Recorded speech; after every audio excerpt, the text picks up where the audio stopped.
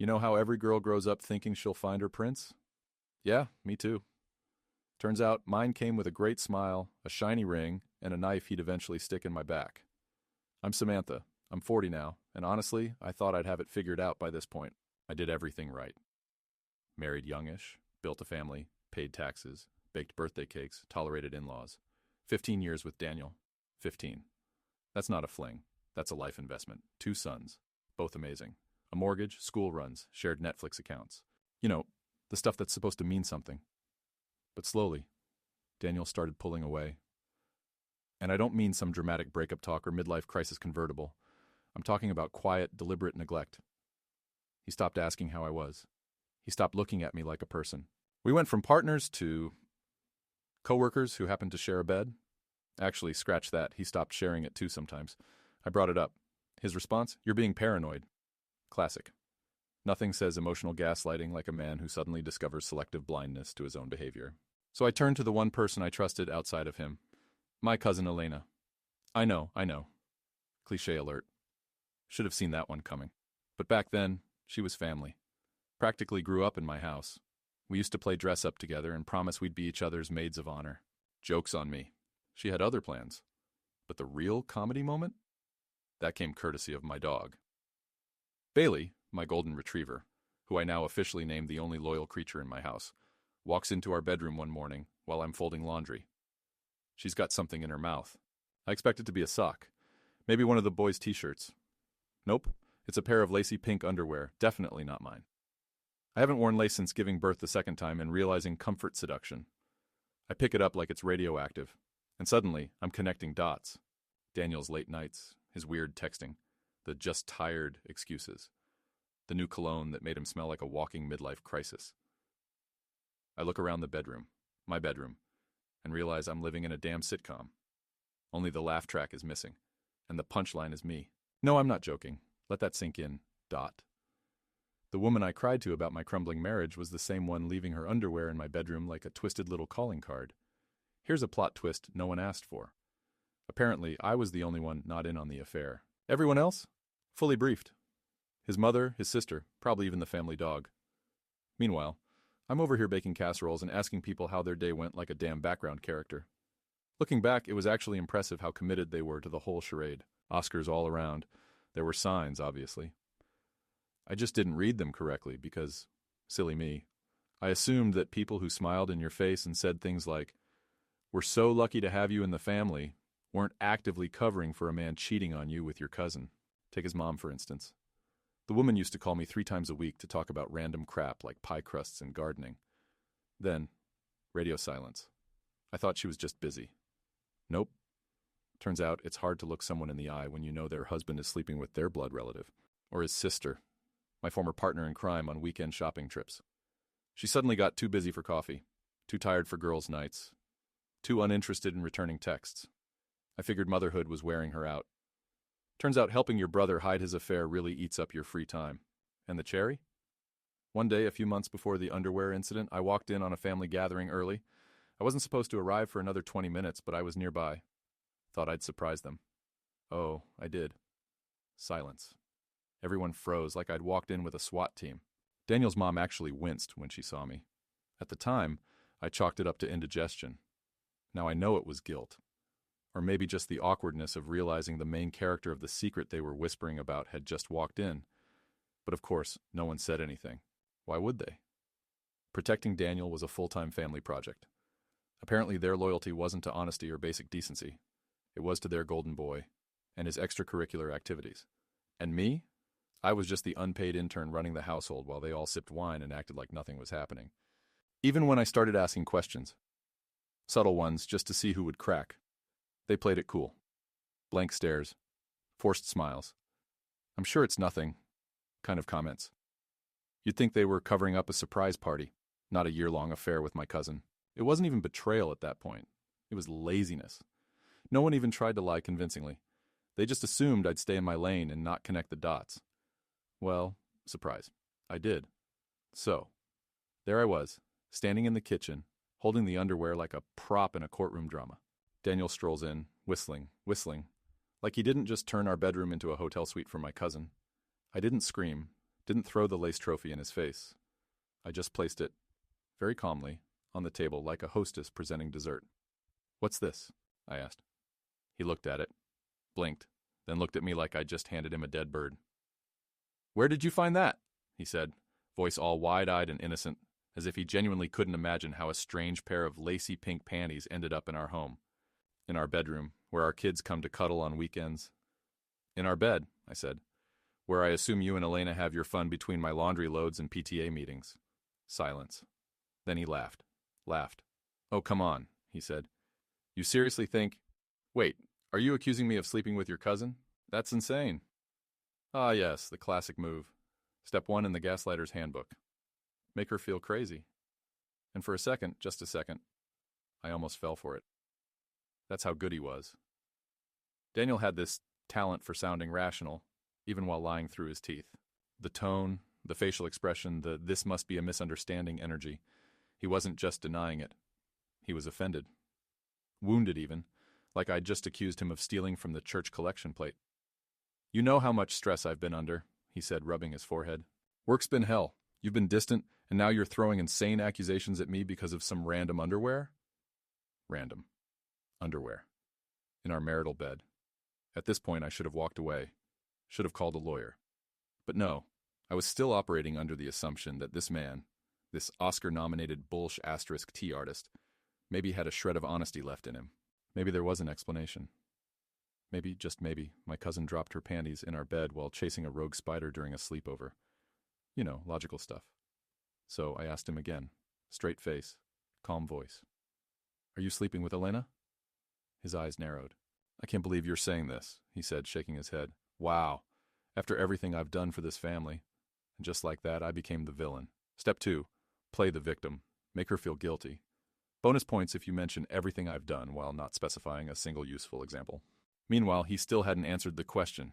He tried to redirect, asked if I was okay, said I'd been acting off lately, suggested I was projecting something, that maybe I was hiding something and trying to flip the blame. Let me pause here and say, I wish I was exaggerating. I wish this level of manipulation required a screenplay and a budget. But no, this was just Tuesday morning at Casa de Delusion. I didn't get a confession. Of course not.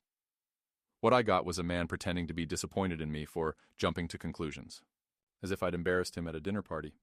And me? I nodded, said, okay.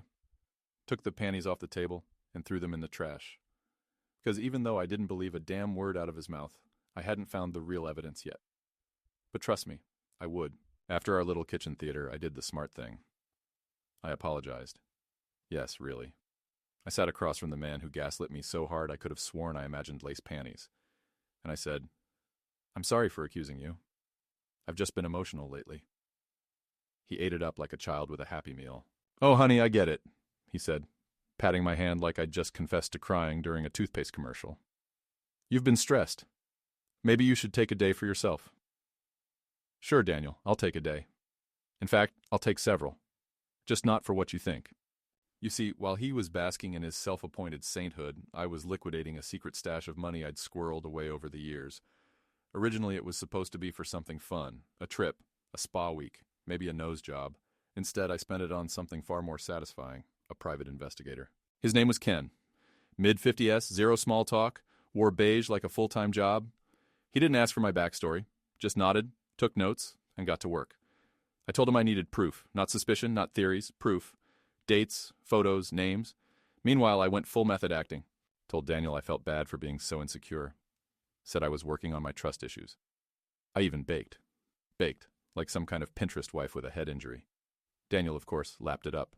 My husband, who'd turned deception into an Olympic sport, couldn't even recognize when he was being played. He thought I was back in his pocket. Bless his cheating little heart. Which meant, naturally, he got sloppy.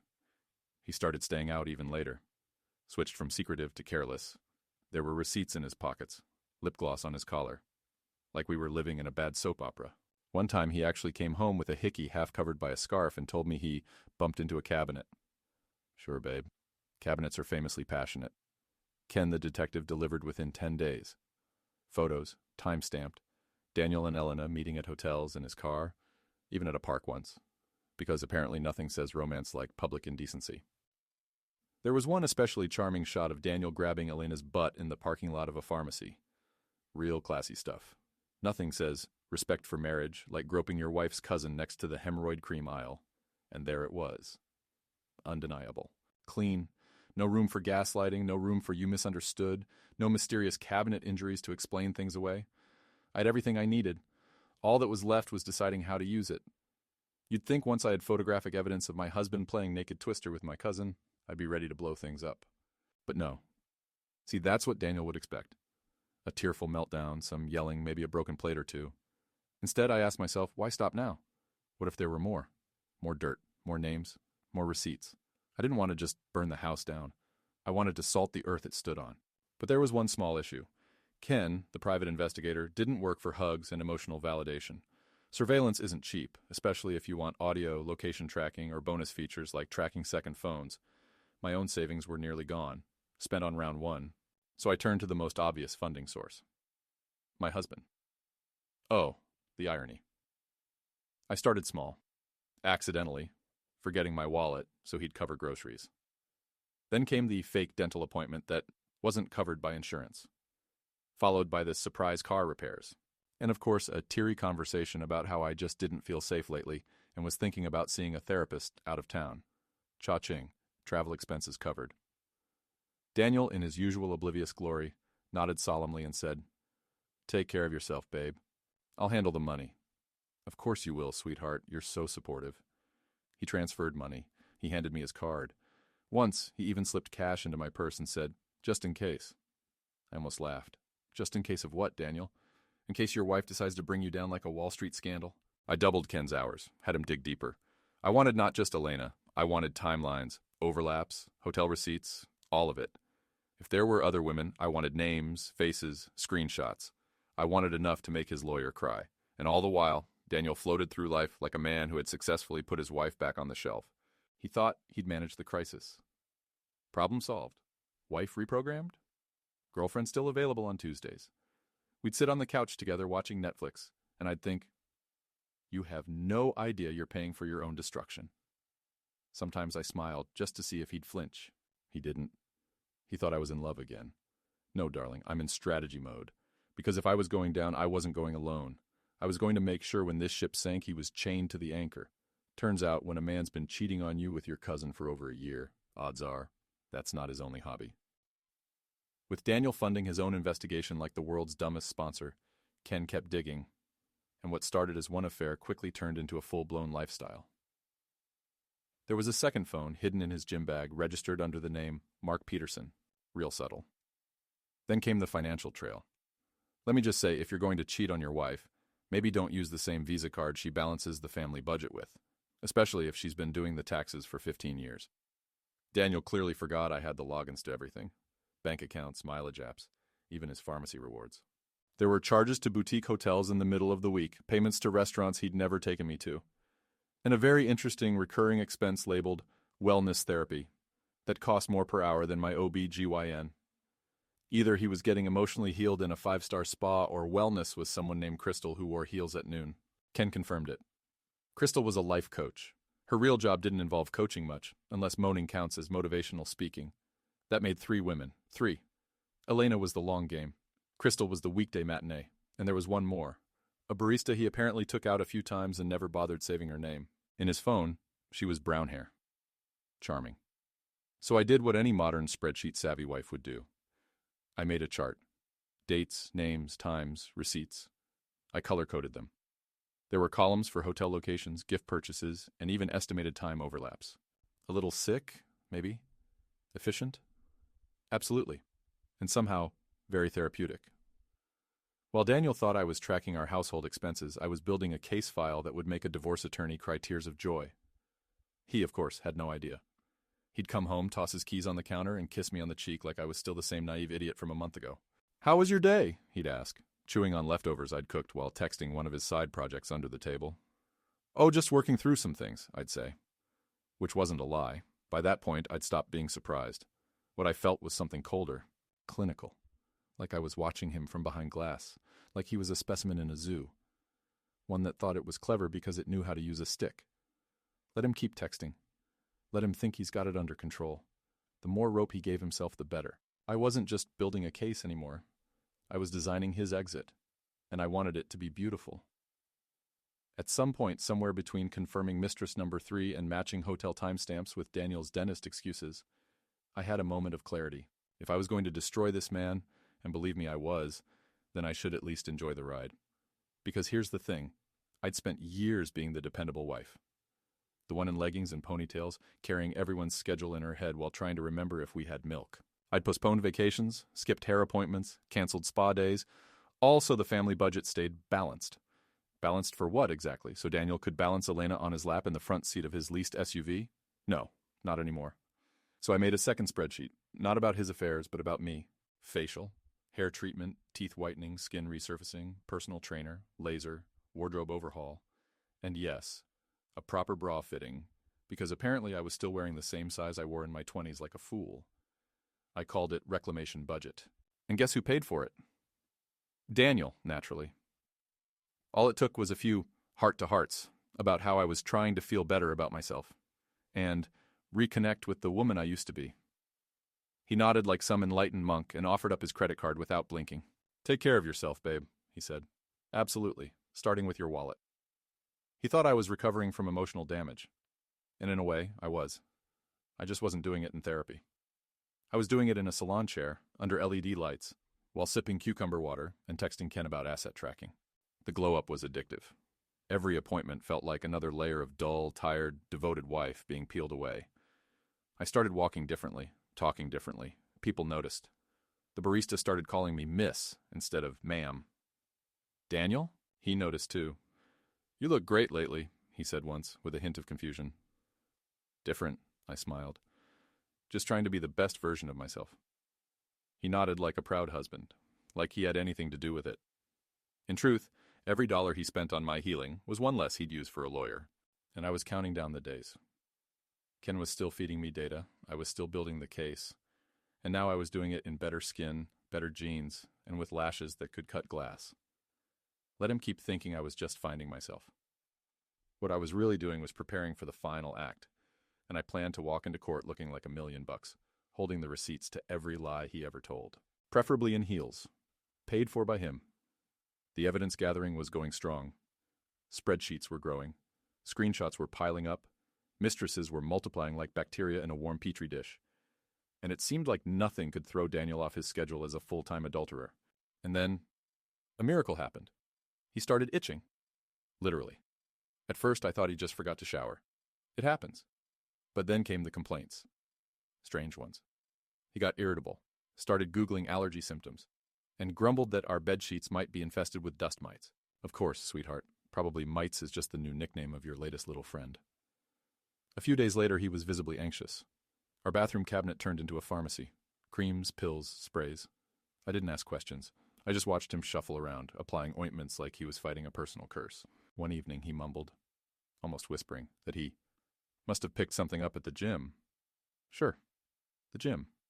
Maybe a barbell sneezed on you and now you've got a surprise downstairs. But that wasn't all. About 2 weeks in, he got quiet, like something inside him cracked. No more dumb flirty jokes, no sexual hints, no lingering looks. He didn't even react when I walked past him in new lingerie. Naturally bought on his dime. One day he finally dropped the line, tortured, like he was revealing a state secret. "It's just stress. Things aren't really working right now." Oh, trust me, I understand. Very clearly. And what did I feel? Absolutely nothing. No pity, no anger. Just quiet, deep, internal satisfaction. All those little gifts he was so generous with came back. Not in the form of drama, but in a persistent itch, an expensive prescription, and total failure where it hits the ego hardest. And me, I was safe, because we hadn't had sex in a long, long time. And for the first time ever, I was grateful for it. What once seemed like a red flag turned out to be my personal immunity. While he scrambled through pharmacies, I sat in the kitchen, sipping coffee, doing my nails, and thinking, karma doesn't just exist. She's got flawless timing. By the time we got to court, Daniel was a shell of his former self, itchy, anxious, and very much aware that things weren't working the way they used to. In every possible sense, but don't worry, I wasn't there for revenge. I was there for justice. Okay, and maybe just a little revenge. the elegant kind. He showed up trying to look respectable. Button-down shirt, fake solemn face, even wore his wedding ring like that would erase the GPS-stamped photos of him groping my cousin in a CVS parking lot. Cute. I walked in like I was arriving to close a business deal. Calm, composed, slight smirk, optional. My lawyer laid out the evidence like a Michelin star chef plating a final course. Every affair, every hidden expense, every suspicious withdrawal labeled wellness retreat. Documented, time-stamped, organized. Daniel's lawyer tried to object. The judge told him to sit down. Then we got to the fun part, finances. Turns out Daniel had dipped into shared accounts to pay for gifts, hotels, spa treatments, none for me, obviously, and even a second phone plan. Yes, the man had a burner phone and thought I was the one who needed therapy. Long story short, what he did wasn't just morally disgusting, it was legally stupid. In the eyes of the court, it was marital misconduct and financial fraud. So guess who got full custody of our kids? Primary ownership of the house, 80% of joint assets, and monthly spousal support. He sat there blinking like someone had just unplugged his brain. The same man who once said I was too emotional to handle real finances now gets to wire me money every month just so I can decide whether I want a massage or a bottle of wine. Poetic, really. When the judge read the final decision, he didn't look at me. He looked at the table. Which makes sense. That's where rock bottom usually is. I didn't say a word. No smirk. No told you so. Just a polite nod to the judge and a graceful exit. But inside? Let's just say the imaginary orchestra in my head played a standing ovation version of Beyoncé's Run the World. And yet, as satisfying as it was to watch him lose everything, I knew it wasn't the end. Not for me. Because now that the trial was over and the legal chains were broken, I could finally focus on something far more important than his downfall. My life, my future, and what comes next. These days, Daniel's living in a sad little rental apartment that smells like frozen pizza and regret. He's lost his money, his house, his family, his reputation, and, just for dramatic effect, his ability to perform in bed. That last part? Honestly, not even my doing. The universe simply finished the job. He tried to rebound. Of course he did. Dated a 26-year-old for 3 weeks before she ghosted him the moment she realized his idea of a romantic dinner was half a bottle of gas station wine and a TED talk about emotional manipulation. The man can't even afford a streaming service anymore. Meanwhile, I just signed up for 3 out of spite. And me? Let's just say the glow-up stuck. My skin, glowing, my hair, flawless, my body, tight in all the right places, my closet, full of clothes that say, "I'll ruin your ego with a smile." I walk into a room now and heads turn. Not because I'm trying, because I don't have to. Men offer to carry my groceries. Teenagers at cafes ask what perfume I'm wearing. Daniel? He won't even make eye contact in court-mandated drop-offs. Sometimes I see him, slouched behind the wheel of his sad little second-hand sedan, and I almost feel something. Almost. Then I remember the lace underwear, the second phone, and the pharmacy parking lot, and suddenly my empathy vanishes faster than his libido. And the best part, I'm not dating anyone. I don't need to. For the first time in years, I wake up every morning without a pit in my stomach or a lie waiting for me in the kitchen. My peace is deafening. And as for Daniel, he'll keep sending those monthly checks. A sweet little reminder every 30 days that actions have consequences, and that the woman he gaslit, betrayed, and underestimated now gets paid to forget he exists. Which I almost have. Almost. So if you're wondering how the story ends, it doesn't. Because this isn't an ending. It's just the part where he fades out and I walk forward, in heels, glowing skin, and total freedom, without looking back.